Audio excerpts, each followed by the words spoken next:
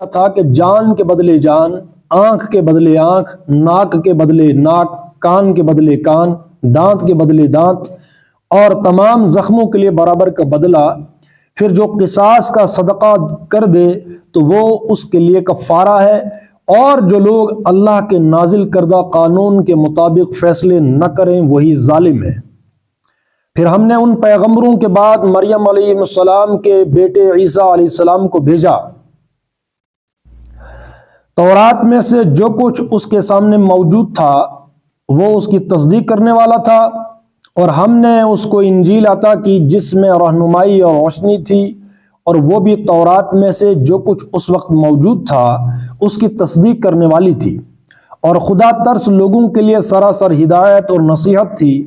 ہمارا حکم تھا کہ اہل انجیل اس قانون کے مطابق فیصلہ کریں جو اللہ نے اس میں نازل کیا ہے، اور جو لوگ اللہ کے نازل کردہ قانون کے مطابق فیصلے نہ کریں وہی فاسق ہیں۔ صدق اللہ العظیم۔ ان آیات میں اصولی باتیں بتائی گئی ہیں کہ کسی بھی شریعت کا اصل الاصول وہ کیا ہے، یعنی مومن اور کافر کا مدار کس پر ہے۔ دوسری بات یہ کہ شریعت اللہ تبارک و تعالیٰ نے نازل کیوں کی ہے، تو یہ بہت پتے کی بات ہے۔ 2-4 آیتیں اس میں بار بار آئی ہیں، 3 آیتیں سورۃ المائدہ آیت نمبر 44، 45 اور 47، ایک ہی آیت آئی ہے، اور اس کے آخر میں جو الفاظ ہیں وہ مختلف ہیں۔ ہم الکافرون، ہم الظالمون اور ہم الفاسقون، کہ جو بھی اللہ کی نازل کردہ کتاب، اللہ کے نازل کردہ قانون کے مطابق فیصلے نہیں کرتے، تو جو بھی شریعت ہے، جو بھی قانون ہے، اب اس میں ہے کہ ہم آخری نبی صلی اللہ علیہ وسلم اور آخری کتاب ہے قرآن۔ قرآن قانون کی کتاب نہیں ہے، بلکہ قانون کی ایک قانون کا ایک شعبہ کتاب کے اندر موجود ہے، اور ہم اسی کے مکلف ہیں۔ اور اسی بات کو سورۃ آل عمران میں بتایا گیا ہے کہ یہی محکمات کا جو ایریا ہے وہی ام الکتاب ہے، اصل کتاب وہی ہے۔ اور دوسرا چیپٹر ہے قرآن میں متشابہات کا، لیکن ہم پابند رکھے گئے ہیں محکمات کا، یعنی شریعت کا، یا وہ باتیں جو ہماری سمجھ میں آ رہی ہیں یا آ سکتی ہیں اس کے ہم پابند ہیں۔ اور اللہ کہتا ہے کہ اصل کتاب ام الکتاب محکمات کا ایریا ہے۔ تو محکمات میں ایک تو وہ چیزیں ہیں جو علمی طور پر ہمیں سمجھ آ سکتی ہیں، دوسرا وہ چیپٹر ہے وہ ہے خاص قانون کا، اور جس کا اصل مقصد کتاب کا وہ ہے قانون۔ دنیا میں نظام چلتا ہے، اس کائنات پر انسان آیا ہے، اس کائنات میں، اس دنیا میں ہم نے کیسے رہنا ہے، تمدن کیسا ہوگا، تہذیب کیسی ہوگی، تو اس کے لیے اللہ ہدایت دیتا ہے۔ ہدایات اس نے دی ہیں اللہ نے پیغمبروں کے ذریعے سے، جو قرآن اس کی آخری شکل ہے، آخری کتاب قرآن ہے، اس پر اتمام ہوا ہے۔ قرآن میں جو اصول آئے ہیں ان اصولوں کے مطابق ہم نے وہ نظام چلانا ہے جس کے لیے ہر ایک انسان اور بحثیت مجموعی جو ایک نظام بنتا ہے اس کے لیے ہم مجبور ہیں کہ ایک نظام ہو۔ اس نظام کے لیے اصول اللہ نے دیے ہیں قرآن میں، اس کے ہم پابند ہیں۔ اللہ یہاں پر 2 ٹوک کہتا کہ میرے ان اتارے ہوئے اصولوں کے مطابق جو فیصلے نہیں کرتے وہ ہیں کافر، وہ ہیں ظالم یعنی مشرک۔ ان الشرک لظلم عظیم، وہ جو آیت آئی ہے کہ سب سے بڑا جو ظلم ہے وہ شرک ہے، تو ہم الظالمون مطلب وہی تو مشرک ہیں، ظلم ظالم، اور ہم الفاسقون وہی تو فاسق ہے۔ 3 آیتیں ہیں بالکل سیم، وہی کافر ہیں، وہی مشرک ظالم ہیں، اور وہی فاسق ہیں۔ کیوں؟ اب یہاں پر یہ نہ نماز کا تذکرہ ہے، نہ روزے کا ہے، نہ حج کا ہے، یہاں پر اصولی بات بتائی گئی ہے کہ جو بھی ان اصولوں کے مطابق، ان قوانین کے مطابق اپنے فیصلے نہیں کرتے وہ ہیں کافر، وہ ہیں ظالم، وہ ہیں فاسق۔ اب ہر بندہ اپنے آپ کو دیکھے کہ جس نے بھی کلمہ پڑھا ہے کہ ہمارے فیصلے کس کتاب کے مطابق ہو رہے ہیں، انڈیویجول لیول پر اور کلیکٹیو سطح پر۔ کل بھی ہم نے بات کی یہودیوں کے ضمن میں کہ یہودیوں کا کام کیا تھا، یہودیوں کا بلنڈر کیا تھا، مانتے تھے تورات کو، لیکن جب کوئی معاملے کا، کوئی فیصلے کا وقت آتا اور اس وقت آتے تھے اور رسول اللہ صلی اللہ علیہ وسلم کے پاس، اور اس لیے نہیں کہ یہ اسلام حق ہے اور قرآن حق ہے اور رسول اللہ صلی اللہ علیہ وسلم تو ہے آخری نبی، یہ مانتے ہی نہیں تھے۔ اس لیے آتے تھے کہ نہیں، ہمارے کتاب میں جو اس معاملے کا جو فیصلہ ہے وہ ہمارے خلاف پڑتا ہے، اس لیے ہمیں یہ امید ہے کہ کہیں اسلام میں کوئی گنجائش نکلے ہمارے بچنے کی، اس لیے آتے تھے۔ وہ بلنڈر تھا۔ یہی ہم بائیں وہی کر رہے ہیں یہودیوں کی طرح کہ ہمیں معلوم ہے کہ ہم نے آخری کتاب قرآن پر ایمان لایا ہوا ہے، اب ہم پابند ہیں اسی کے کہ قرآن اور سنت کے مطابق ہی ہمارا ہر انفرادی اجتماعی فیصلہ ہونا چاہیے۔ یہی تو تقاضا ہے ایمان کا مطلب کیا ہے کہ اب ہم جو لائف ہے اس میں جو بھی مسئلہ ہے، جو بھی شعبہ ہے، انفرادی اجتماعی شعبہ کوئی بھی شعبہ ہو، اس کا جو رہنما اصول ہوں گے وہ قرآن و سنت کی بنیاد پر ہوں گے۔ لیکن ہم اس کے ایمان لانے کے باوجود جب بھی ہم شعبہ چلاتے ہیں، کہیں فیصلہ کرتے ہیں، انفرادی اجتماعی سطح پر قرآن اور سنت کے مطابق فیصلے نہیں کرتے، انسان کے بنا ہوئے قوانین اور اصولوں پر ہم فیصلہ کرتے ہیں۔ اللہ کہتا ہے کہ جو بھی تم میں سے یہ حرکت کرے گا، جیسے یہودیوں نے کی تھی ویسا اگر تم نے بھی کیا تو جیسے وہ کافر تھے ویسے تم کافر ہو۔ اس سے پہلے یہودی تھے، وہ یہودی کیوں بن گئے؟ کافر مشرک غیر المغضوب علیہم ولا الضالین، جو معتوب ہوئے اور جو گمراہ ہوئے، وہ اس وجہ سے کہ انہوں نے اپنی کتابوں کے ساتھ کھلواڑ کیا، انہوں نے جس پر ایمان لایا تھا اس پر انہوں نے فیصلے نہیں کیے۔ وَمَن لَّمْ يَحْكُم بِمَا أَنزَلَ اللَّهُ، پس منظر تو یہودیوں کا ہے، لیکن وہی ہے قرآن میں یہ کوئی منسوخ آیت نہیں ہے کہ یہ صرف یہودیوں کے لیے، کہ یہودی اگر یہ کام کرتے ہیں کہ تورات پر ایمان لاتے ہیں لیکن تورات پر کوئی فیصلہ نہیں کرتے تو وہ تو کافر ہیں۔ ہم تو مسلمان ہیں، امتی ہیں حضور صلی اللہ علیہ وسلم کے، ہم قرآن پر فیصلہ ایمان لاتے ہیں لیکن اس کے مطابق فیصلے کریں یا نہ کریں ہم تو مومن ہیں۔ اس کا یہ مطلب تو نہیں ہے۔ مطلب یہ کہ دیکھو یہودیوں نے یہ بلنڈر کیا تھا، ایمان لاتے تورات پر اور فیصلے کرتے اپنے آپ خود سے، اپنے ذہن سے فیصلے کرتے، اپنی مرضی جو مجھے سیٹسفائی کرے گا، جو اصول، اس اصول کو ہم بنائیں گے بنیاد تورات پر ایمان ہے، مطلب وہ کھیل ہے، ایکسرسائز ہے، ایمان ہے ٹھیک ہے لیکن فیصلہ نہیں کریں گے۔ یہ ان کا بڑا جو ہے وہ بلنڈر تھا۔ مسلمان بھی اگر یہی کریں گے تو انہی کی لائن میں ہے۔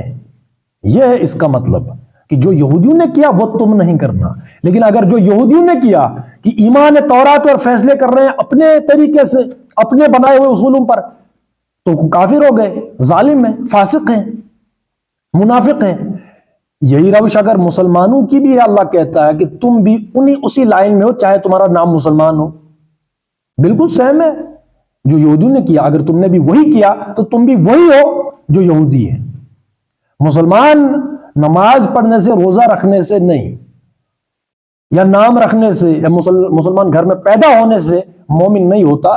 قرآن کہتا ہے کہ وَمَن لَّمْ يَحْكُم بِمَا أَنزَلَ اللَّهُ فَأُولَٰئِكَ هُمُ الْكَافِرُونَ فَأُولَٰئِكَ هُمُ الظَّالِمُونَ فَأُولَٰئِكَ هُمُ الْفَاسِقُونَ۔ سمپل ہے کہ جہاں قرآن و سنت کی بالادستی سے قائم نہیں ہے اور مسلمان بالکل چپ سادے بیٹھے ہیں، مطمئن ہیں، تو سمجھ لینا چاہیے فتویٰ ہم پر ہے۔ سمپل ہے۔ اب دیکھیے اس پس منظر میں اِنَّا أَنزَلْنَا التَّوْرَاةَ فِيهَا هُدًى وَنُورٌ، ہم نے تورات نازل کی جس میں ہدایت اور روشنی تھی۔ سارے نبی جو مسلم تھے اسی کے مطابق ان یہودی بن جانے والوں کے معاملات کا فیصلہ کرتے تھے۔ کس کے مطابق؟ تورات کے مطابق۔ ربانی علماء، احبار یعنی فقہا، یہ لفظ آئے ہیں نا یہاں پر دو، ربانیون والاحبار۔ ربانیون مطلب ہوتا ہے علماء اور احبار یعنی فقہا۔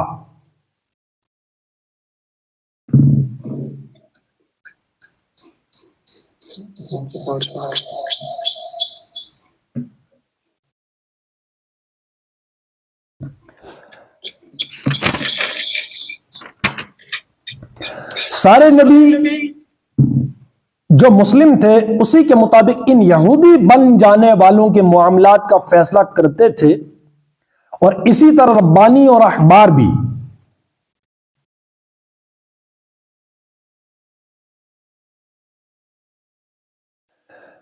اور اسی طرح ربانی اور احبار بھی اسی پر فیصلہ کا مدار رکھتے تھے، کیونکہ انہیں کتاب اللہ کی حفاظت کا ذمہ دار بنایا گیا تھا اور وہ اس پر گواہ تھے۔ پس ایک گروہ یہود، تم لوگوں سے نہ ڈرو بلکہ مجھ سے ڈرو۔ اب یہ بھی اہم بات ہے کہ تم لوگوں سے نہ ڈرو بلکہ مجھ سے ڈرو، اور میری آیات کو ذرا ذرا سے معاوضے لے کر بیچنا چھوڑ دو۔ اب یہ ہدایت ہے، ابدی ہدایت ہے۔ پہلی بات تو ہے کہ اس میں تھوڑا کہ ہم اللہ کے اصولوں کو بنیاد نہیں بناتے، کسی اور کو بنیاد بناتے ہیں، گویا کہ ہم موحد نہیں ہیں، ہم ڈر رہے ہیں کسی اور سے۔ اس پر میں نے اکثر بات کی ہے کہ اللہ تبارک و تعالی کا وجود ہے یا نہیں ہے۔ مسلمان ہونے کے نتیجے میں اللہ کے وجود کی جو دلیل ہے جو میرے آپ کے پاس ہونی چاہیے وہ یہ ہے کہ ہم عملی طور پر یہ ثابت کریں کہ اللہ کا وجود ہے۔ عملی طور پر مطلب کہ قرآن اور سنت کے مطابق یا قرآن میں جو اصول آئے، اگر ہم ان اصولوں کو بنیاد بناتے ہیں تو یہ عملی جواب ہے اس کا کہ اللہ کا وجود ہے، ہمارا ایمان اللہ پر ہے۔ اگر ہم اللہ کے اصولوں کو بنیاد نہیں بناتے تو گویا ہم نے عملی طور پر یہی ثابت کیا کہ اللہ کا وجود نہیں ہے۔ کیوں؟ کیونکہ ہم نے کسی اور کے ایگزسٹ کو مان لیا کہ نہیں، اصل وجود کس کا ہے؟ اللہ کا ہے۔ ہمارا ایمان یہ ہے کہ اصل وجود ہے اللہ کا، لیکن پریکٹیکلی کیسے معلوم ہوگا کہ وجود اللہ کا ہے کہ نہیں ہے؟ پریکٹیکلی یہ ہوگا کہ ہم قرآن دیکھو، اللہ اس وجہ سے ہے کہ اللہ نے اصول دیے قرآن میں، ہم انہی کو بنیاد بنا رہے ہیں تو ہم یہ ثابت کر رہے ہیں کہ اللہ ہے۔ وہ ہمیں سب سے بڑھ کر اس کا ڈر ہے، کیونکہ ہم نے مرنا ہے، مرنے کے بعد فیصلہ ہوگا کہ بتاؤ تم نے زندگی کن اصولوں پر جو ہے زندگی گزاری ہے؟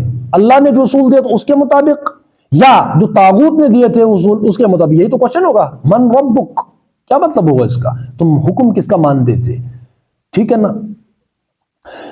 اگر تو ہم نے طاغوت، یہ ڈر ہو کہ وہاں جنت ہے جہنم میں، اگر تو ہم نے اللہ کے اصولوں کے مطابق اجتماعی نظام نہ چلائے، انفرادی نظام نہ چلائے تو جہنم ملے گی، بہت بڑا خسارہ، اس لیے ہم ڈر رہے ہیں۔ اصل ڈر کس کا ہے؟ اللہ کا۔ تو ہم عملی طور پر یہ ثابت کریں گے کہ نہیں، اللہ ہی کا وجود ہے۔ ہم لوگوں سے نہیں ڈریں گے، اللہ سے ڈریں گے۔ جو یہ آیت ہے کہ تم لوگوں سے نہ ڈرو بلکہ مجھ سے ڈرو، اور میری آیات کو ذرا ذرا سے معاوضے لے کر مت بیچو، بیچنا چھوڑ دو۔ اب اس کی دوسری مثال یہ ہے کہ اگر ہم نے اللہ کے اصولوں کو چھوڑا تو کسی کے ڈر کی وجہ سے چھوڑا نا، یا تو کسی دوسری وجہ سے چھوڑا، یا تو کسی کا ڈر ہے، یا تو میرا اس میں مفاد ہے۔ دو ہی چیزیں ہوتی ہیں، یا کہیں مفاد ہوتا ہے یا کسی کا ڈر ہوتا ہے۔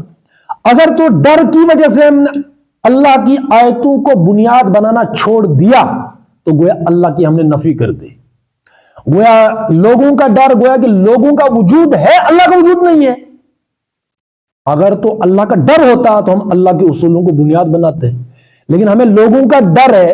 اگر تو ہم یہ اصول اپنائیں گے تو پتہ نہیں کیا ہوگا، تو اس لیے ہم نے لوگوں کا ڈر، لوگوں کی ڈر کی وجہ سے اللہ کے اصولوں کو چھوڑا تو ہم کیا ہو گئے؟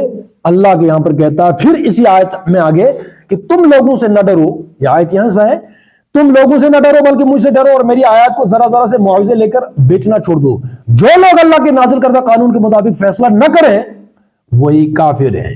کہ اگر تم نے لوگوں کا ڈر دلوں میں رکھ لیا، لوگوں کی ڈر کی وجہ سے اللہ کے اصولوں کو بنیاد بنانا چھوڑ دیا اور لوگوں کے اصولوں کو بنیاد بنایا اپنے اجتماعی مسائل میں، اپنے اجتماعی نظام میں، تو یہی جو روش ہے وہ کافر ہونے کے لیے کافی ہے۔ ٹھیک ہے؟ کہ جو لوگ اللہ کے نازل کردہ قانون کے مطابق فیصلے نہ کریں وہی کافر ہے۔ تو وجود اللہ کا وجود ہے یا کہ انسان کا وجود ہے؟ اگر تو انسانوں کے ڈر کی وجہ سے ہم نے اللہ کے اصول چھوڑ دیا تو گویا ہم نے یہ ثابت کیا کہ اصل وجود انسان کا، اس لیے اس کا مجھے ڈر ہے، اللہ کا ڈر نہیں ہے۔ ٹھیک ہے؟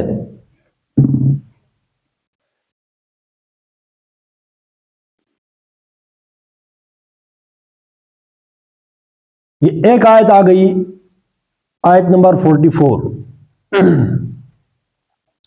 آیت نمبر 45 سے تورات میں ہم نے یہودیوں پر یہ حکم لکھ دیا تھا کہ جان کے بدلے جان،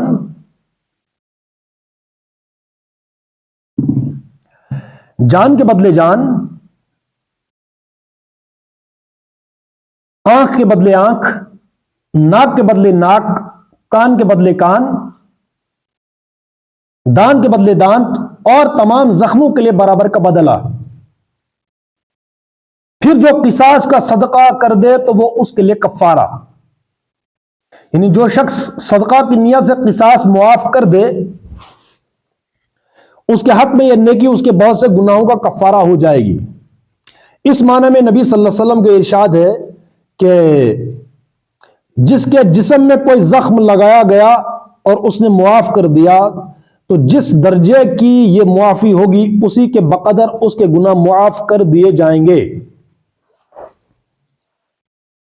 کہ جس کے جسم میں کوئی زخم لگایا گیا اور اس نے معاف کر دیا تو جس درجے کی یہ معافی ہوگی اسی کے بقدر اس کے گناہ معاف کر دیے جائیں گے۔ تو یہ ہے کہ پھر جو قصاص کا صدقہ کر دے تو وہ اس کے لیے کفارہ ہے۔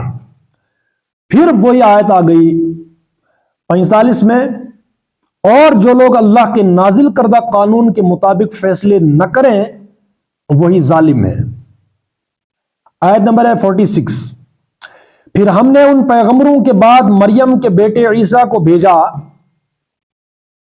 تورات میں سے جو کچھ اس کے سامنے موجود تھا وہ اس کی تصدیق کرنے والا تھا، اور ہم نے اس کو انجیل عطا کی جس میں رہنمائی اور روشنی تھی۔ پھر انجیل میں ابھی ہم نے پڑھا تورات، انا انزلنا التورات فیہا ھدی و نور، اب وآتیناہ الانجیل فیہا ھدی و نور، اس میں بھی ہدایت اور نور ہے، اور ہم نے اس کو انجیل عطا کی جس میں ہی رہنمائی اور روشنی تھی، اور وہ بھی تورات میں سے جو کچھ اس وقت موجود تھا اس کی تصدیق کرنے والی تھی۔ ایک کتاب دوسری کتاب کی تصدیق کر رہی ہے، آسمانی کتابیں جتنی بھی ہیں۔ یعنی مسیح علیہ السلام کوئی نیا مذہب لے کر نہیں آئے تھے، بلکہ وہی ایک دین جو تمام پچھلے انبیاء کا دین تھا۔ تمام انبیاء ایک ہی دین لے کر آئے اللہ کی طرف سے۔ مسیح علیہ السلام کا دین بھی تھا اور اسی کی طرف وہ دعوت دیتے تھے۔ تورات کی اصل تعلیمات میں سے جو کچھ ان کے زمانے میں محفوظ تھا اس کو مسیح علیہ السلام خود بھی مانتے تھے، اور انجیل بھی اس کی تصدیق کرتی تھی۔ قرآن اس حقیقت کا بار بار اعادہ کرتا ہے کہ خدا کی طرف سے جتنے انبیاء دنیا کے کسی گوشے میں آئے ہیں ان میں سے کوئی بھی پچھلے انبیاء کی تردید کے لیے اور ان کے کام کو مٹا کر اپنا نیا مذہب چلانے کے لیے نہیں آیا تھا، بلکہ ہر نبی اپنے پیشرو انبیاء کی تصدیق کرتا تھا اور اسی کام کو فروغ دینے کے لیے آتا تھا جسے اگلو نے ایک پاک ورثے کی حیثیت سے چھوڑا تھا۔ اسی طرح اللہ تعالیٰ نے اپنی کوئی کتاب اپنی پچھلی کتابوں کی تردید کرنے کے لیے کبھی نہیں بھیجی، بلکہ اس کی ہر کتاب پہلے آئی ہوئی کتابوں کی معید اور مصدق تھی۔ تو یہ اس آیت کا مطلب کہ اور ہم نے اس کو انجیل عطا کی، یعنی عیسیٰ علیہ السلام کو، جس میں رہنمائی اور روشنی تھی، اور وہ بھی تورات میں سے جو کچھ اس وقت موجود تھا، تورات میں جو کچھ موجود تھا اس کی تصدیق کرنے والی تھی، اور خدا ترس لوگوں کے لیے سراسر ہدایت اور رہنمائی تھی۔ اب یہ رہنمائی کس کے لیے ہوتی ہے؟ خدا ترس لوگوں کے لیے، یعنی جو حق کے متلاشی ہوں، حق کو ڈھونڈنا چاہتے ان کے لیے ہدایت ہوتی ہے۔ ہمارا حکم تھا کہ اہل انجیل اس قانون کے مطابق فیصلہ کریں جو اللہ نے اس میں نازل کیا ہے، اور جو لوگ اللہ کے نازل کردہ قانون کے مطابق فیصلہ نہ کریں وہی فاسق ہیں۔ پھر سے وہی بات آئی، تورات آئی تو حکم کیا ہوا کہ تورات کے مطابق آپ نے اپنے اجتماعی معاملات کا فیصلے کرنے ہیں۔ انجیل آئی تو ہدایت کیا ہوئی کہ ہمارا حکم تھا کہ اہل انجیل کو ماننے والے اس قانون کے مطابق فیصلہ کریں جو اللہ نے اس میں نازل کیا ہے۔ اور ہمارے لیے کیا ہے؟ اب یہی ہے کہ قرآن کو ماننے والے قرآن کے مطابق اپنے فیصلے کریں، قرآن کے اندر جو قوانین ہیں ان قوانین کے مطابق فیصلے کریں، اور جو لوگ اللہ کے نازل کردہ قانون کے مطابق فیصلے نہ کریں وہی فاسق ہیں. ٹھیک ہے نا. یہ اب اصول ہے کہ اب ہم ہر بندہ دیکھے کہ ہمارے اجتماعی اور انفرادی فیصلے کس قانون اور کس اصول کے مطابق ہو رہے ہیں. قرآن و سنت کے مطابق ہو رہے ہیں یا نہیں.